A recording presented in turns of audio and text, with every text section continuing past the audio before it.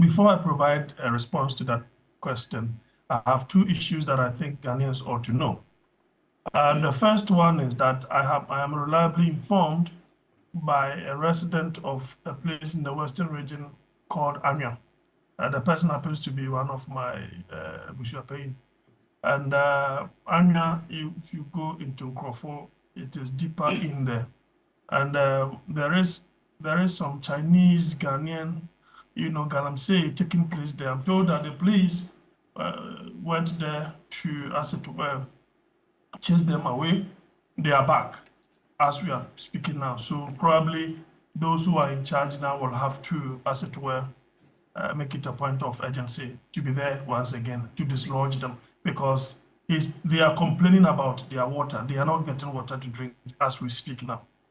Now, the second issue that is of social importance is our own school, Wesley Girls, which is close to where I stay. Wesley Girls, they have been incinerating their refuse, open incineration of their refuse. That the smoke has been billowing into our homes.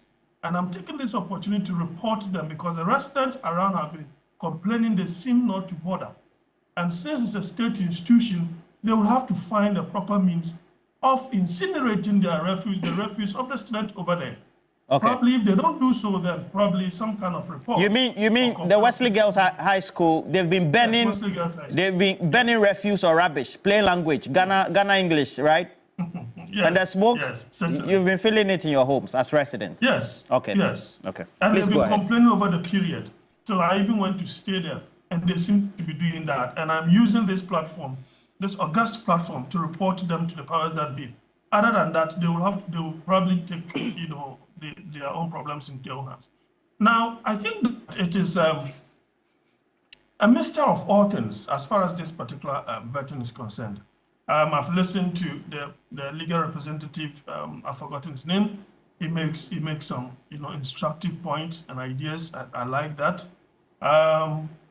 In the past, you will see that when the NPP took over, the NDC were quite scrutinous in terms of the questions that they ought to ask the nominees of the president. And you are seeing a similar trend here.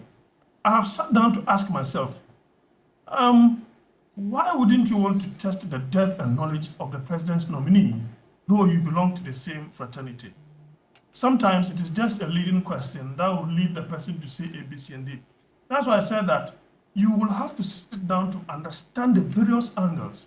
Of course, the NPP or the minority in the vetting committee will want to unsettle and score political points. You can't take that away from them. That is the more reason why the president in his own wisdom will have to choose people who are really, in terms of who are cut out for this particular job and will be on top of their brief. Now, it is true that you need someone with a legal background, because the constitution to be, the attorney general, someone with a finance, economic, whatever background to be the finance minister. The rest, general knowledge. Of course, you need to show some kind of knowledge in the area you are going to, not expertise knowledge, but to know at least you have to get some data, because other than that, somebody will easily disgrace you or put you on the deck, that will unsettle you. And so that is why sometimes you will see the chairman over the period coming to the aid of the nominee here and there. It does not in any way suggest that even if you are going to the interior, you don't need to know that Boko is on fire.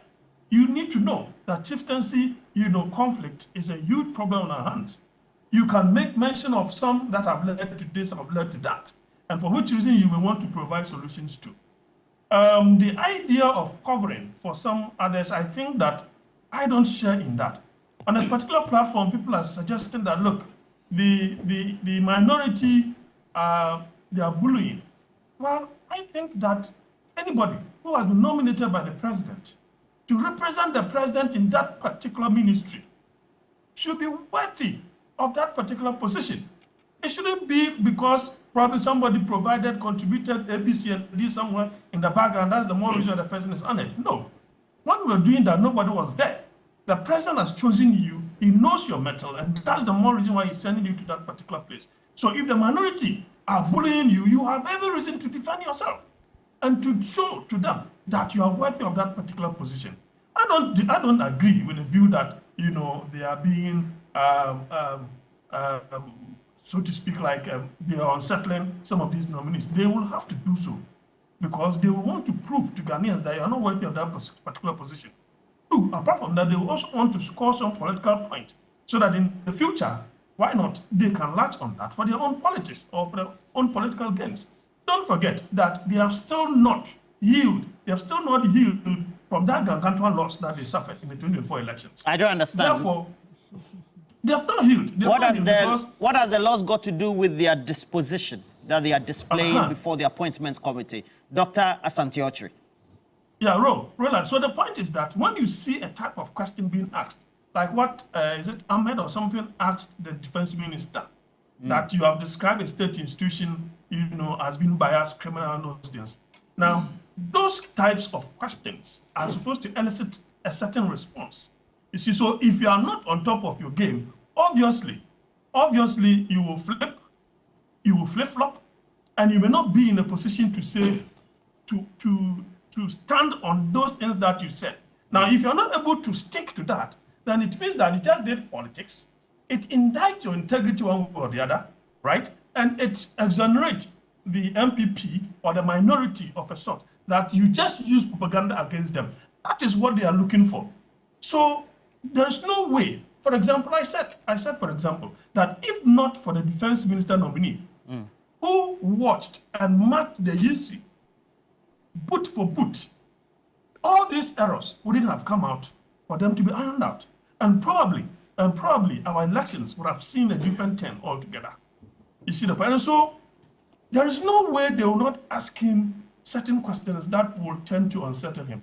But as experienced as they, so far so good, as experienced as they are able to turn the corner and respond to some of these questions that, in effect, may have gone against them. And so I think that in all of the discussions that have gone on, from both the questioners and those who are responding, I think by far it is good. But there is something else that Mr. Afenyo-Markin said. I think so far Mr. Afenyo-Markin is equally on top of his job in terms of the vetting. He takes his time to ask questions, and he's just probing. He's probing the issues so that you will have to prove yourself. Now, with respect to what is to happen today, this morning, where Mr. What's the name of the Oliver Bakavomawo. Oliver, yes. You see, what Mr. Afenyo-Markin said after the chairman had spoken is something that the chairman and what's it called, the majority will have to take seriously. You see, he virtually suggested that Mr. Oliver is a member, he belongs to the NDC fraternity, and that probably he knows why they have been taking money from the nominees, in a way exculpating the minority or the MPP from that bribery so-called allegation. And I think that I was expecting the majority to take a second view at that particular, because the person is yet to come. Why are you insinuating that it is certainly the majority that have gone to take bribe? And such indictment of the integrity of the majority is something that they will have to respond vehemently. Because look. But do you think if there was any bribe that will be issued or given out, and it's only the majority that will benefit, they would have given it to them in caucus, right?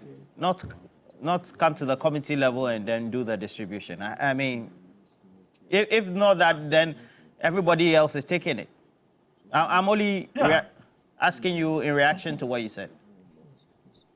Well, as you rightly pointed out, no bribery, and Solomon equally alluded to that. No bribery is given in open. Okay.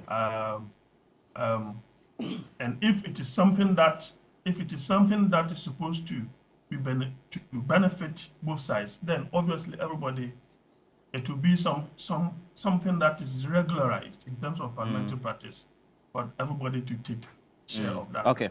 The minority leader himself suggested that the quota or whatever they were given in the defense, they said they also equally gave some to the minority, and to the point that the minority even had more slots. Then the minority then even had more slots than the majority, as far as Mr. Kennedy Japan is concerned, and as far as the minority leader is concerned. So if it is a regular parliamentary practice, then all of them will benefit from that. Okay. But an allegation of bribery, right, is something criminal, and therefore it's something different altogether. It is not a kind of motivation that is regularized through parliamentary practice. And for that, the investigation ought to be done. And let me add that if Mr. Oliver is not able to prove this allegation and dilly-dallies about it, I think that all respectable platforms in this country, yourself, the Joyce, and all those, I think they shouldn't give him any attention. They shouldn't give him any opportunity again on such platforms, because I think that he would just be an attention seeker. He ought, as brilliant as he is, you need to be responsible in the kinds of things that you see.